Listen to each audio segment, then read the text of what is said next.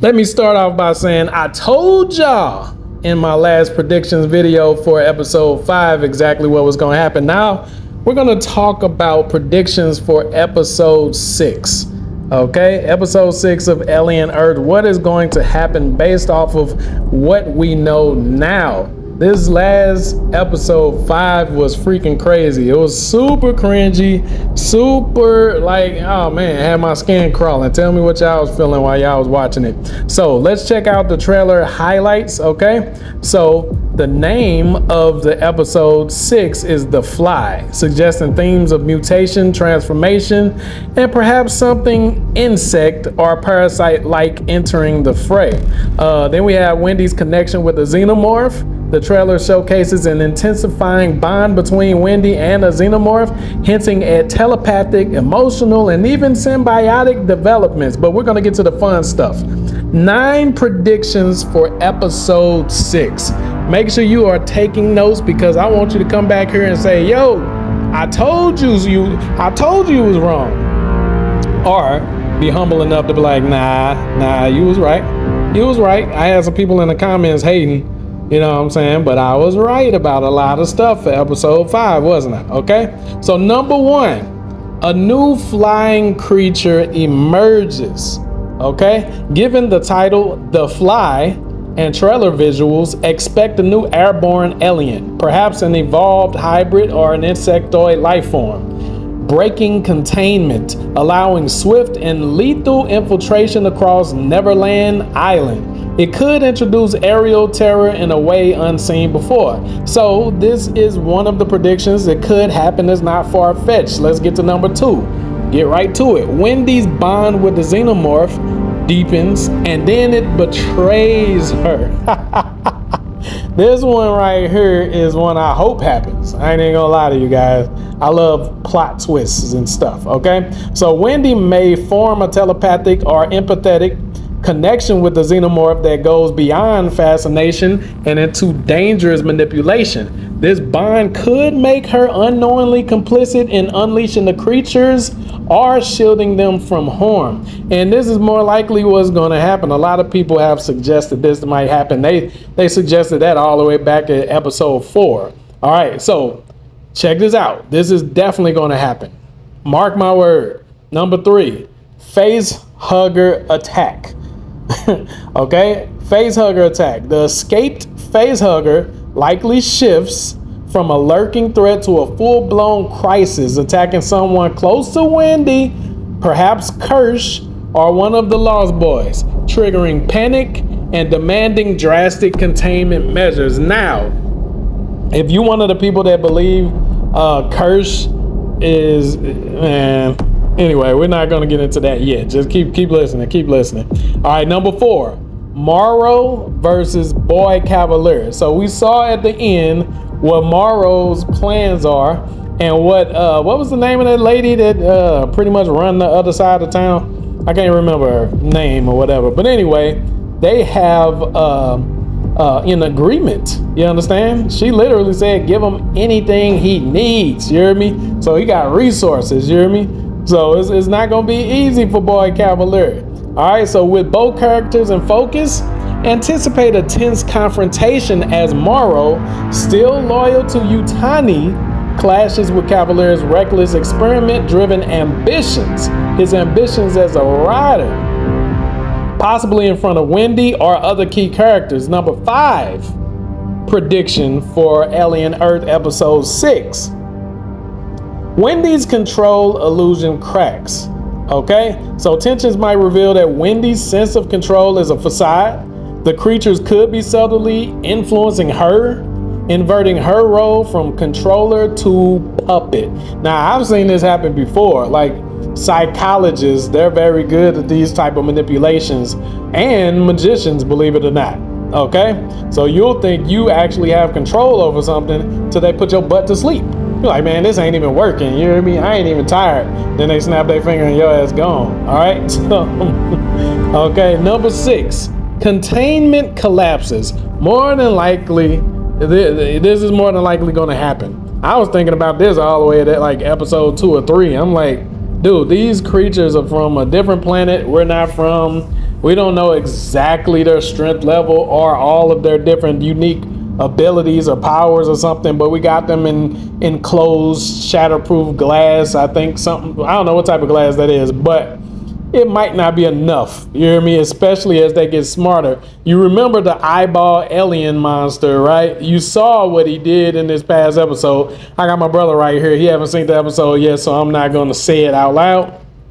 But y'all saw how it learns. It watched what the other alien did to get out, and then it did it itself.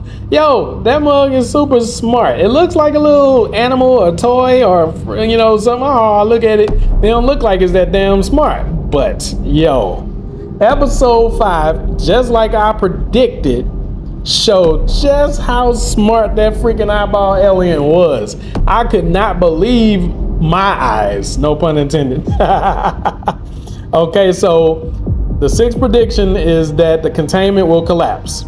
Okay, leading to full alien breakout. That's gonna be some scary stuff, because y'all just saw what happened to the crew in episode 5. Come on, man. Like, I almost wanted to cut that off. I almost wanted to turn it off, not because it was boring, but because it was freaking disturbing, man. Y'all know what scenes I'm talking about. I'll just say lunchtime. I'm not gonna, I don't want to like spoil too much for those who haven't seen it. I'll just say lunchtime, and you know what the hell I'm talking about. Okay, all right, so now we got given the pattern of failure in earlier episodes, episode 6 may escalate into widespread breach. Compromised laboratories or corridors overwhelmed by flying creatures or xenomorphs. Because we saw in the trailer it was something flying. It was something freaking flying, right? So I don't even remember seeing one of those flying creatures. Maybe that was the one that was tapping on the glass. Y'all remember back on episode 3 when it was one of them mugs that just kept on tapping on the glass? I don't know, but one of those creatures can fly, okay? So it says it's going to lead to an island-wide crisis. I think it's a little bit too early for an island-wide crisis. I don't know if they want to do that in season 1. If they plan on having a season 2, what do they really want to make it to where like it breaks out into the whole island? I don't know. That they might want to space that out. You hear me? But it could happen. It could happen. All right, number 7 prediction. Oh snap. Let's move on. Oh snap. Lost boys in peril. Emotional stakes rise. Wendy's surrogate connections with other hybrids are likely tested as they become endangered by the chaos. Conflicts of loyalty and safety could drive emotional, character-defining moments. Now, we already know old dude is compromised by Morrow. I keep forgetting. Yeah, his name is Slightly. Weird name. But he's already compromised. It's starting to see a division. You remember when it first came on, everybody was close. All the kids were playing, even in their new bodies and stuff. Everybody seemed like a little cool little group and everything. Well, now it's starting to seem like it's a bit of division. So I can see them going deeper into those divisions. Nibs is on her own little situation, thinking she's pregnant, you know, losing her damn mind, all that type of extra stuff. So, and then Slightly has been infiltrated by Morrow. So that's 2 down. You hear me? So it's a couple more, right? So I can see them going further into that, because together they'll be strong, like the apes. Together, ape strong. All right, number 8, experimentation and mutation underway. It's inevitable with boy Cavalier. He's just too stupid and smart at the same time. The episode may expose ongoing genetic tampering.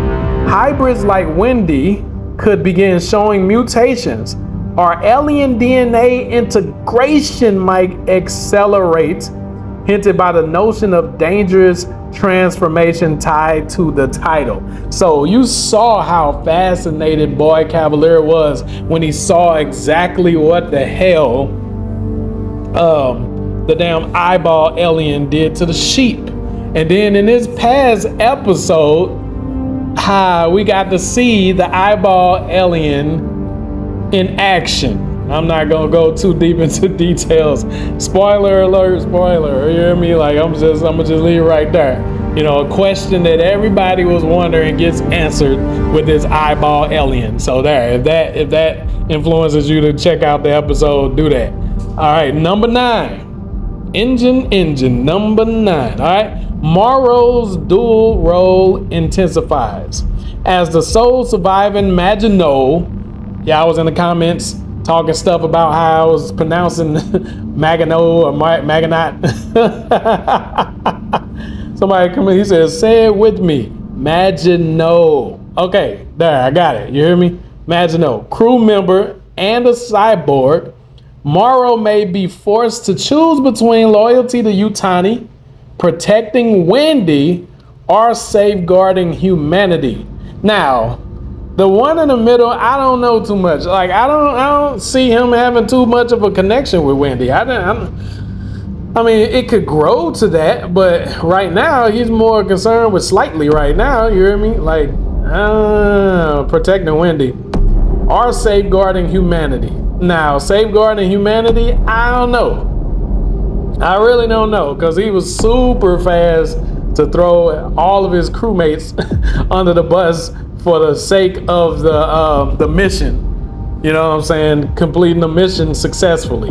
So I don't really see Morrow as the I want to protect Earth type for real. He seems to put the mission, unless protecting Earth is the mission, whatever. But he seems to put the mission above everything, like for real. But we'll see. Possibly revealing backstory or hidden motives that define this moral conflict. They showed us his family, you know what I'm saying? But we do know time and space works different. So pretty much everybody he loved and cared about is out of there. So I'm trying to figure out how he's going to cope and adapt to the world now. And that's probably why he's going ahead and spearing this dang on new mission.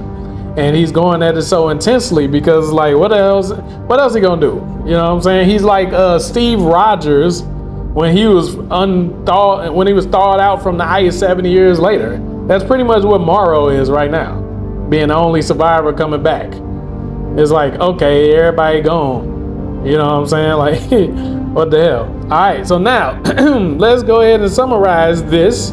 And y'all tell me what y'all think about my 9 predictions. Which one is the most outlandish? You think it's impossible? You understand what I'm saying? It's preposterous. It's ludicrous that I would even suggest these predictions. Which one you think is crazy? Which one do you think is actually going to happen? So let's go. The number 1 flying creature, the new flying creature, because the title is called The Fly. All right. Then number 2 prediction, deepening Wendy's Xenobond. All right, do you think they're gonna go deeper into that? Because in episode 5, as we said, like they was gonna explore, this was one of my predictions, they were gonna explore exactly what happened aboard the ship, which led to him being the last one surviving. And we got to see who actually released the freaking creatures on the freaking ship. Hey y'all, tell me that wasn't freaking crazy, man. Tell me that one crazy. Then, all right, so the next prediction for next week on the 6th episode is the facehugger attack. But, I mean, how is that anything new, right? Number 4, corporate showdown. And once again, like I said, last prediction, I could care less about their corporate showdown. I could care less, man. All right. Synapses hinting at powerful enemies. I don't care about Yutani or Boy Cavalier for real. I'm a little bit more interested in Boy Cavalier motives and stuff because I know he's a scientist and he want to do some freaking it is alive type experiments with these damn aliens. Now, illusion of control. That can be for Wendy for the next episode, where she really tries to stretch her limbs with, controlling the Xenomorphs, and it backfires on her butt, right? Then we got containment breach, more likely to happen. Containment breach, more likely to happen. Rising stakes from prior failure pattern. Then we got the Lost Boys endangered. Okay, emotional arcs from earlier episodes, because this last episode right here was just a flashback. They could continue on that. Like, hey, if y'all had questions about this dude, if you had questions about Slightly, if you had questions about blah blah blah, we're gonna do some flashes into their lives. I hope not. I really hope not, because that'll be a fluff episode. Okay, the number eight prediction is mutation transformation. Now, this is definitely going to happen. Like, you can't have a scientist like Boy Cavalier and this not happen, right? You see how forceful he is with his team to experiment, all right? He's already broke through by transferring consciousness. You think he don't want to experiment with these freaking aliens? Of course there's going to be some mutations. Okay, and then last but not least, Morrow's moral dilemma. All right, the episode could focus on his conflicts and corporate loyalties, but I think 5 did enough of that. Episode 5 did enough of that. She already said what she said when he made it to the headquarters. So I don't think they need to show her or Boy Cavalier any damn more. Focusing on the freaking damn aliens, right? Okay. So let me know what y'all think in the comments. You hear me? Do you think these predictions are going to be off, or do you think they're going to be on point? You understand what I'm saying? If you haven't subscribed yet, do a Jet Li sidekick Jeet Kune Do style to the subscription button, or flying knee kick unbox style, Muay Thai style to the subscription button, and then share this in all of the TV show Facebook groups you can find. All right? Love you guys. See you in the next one.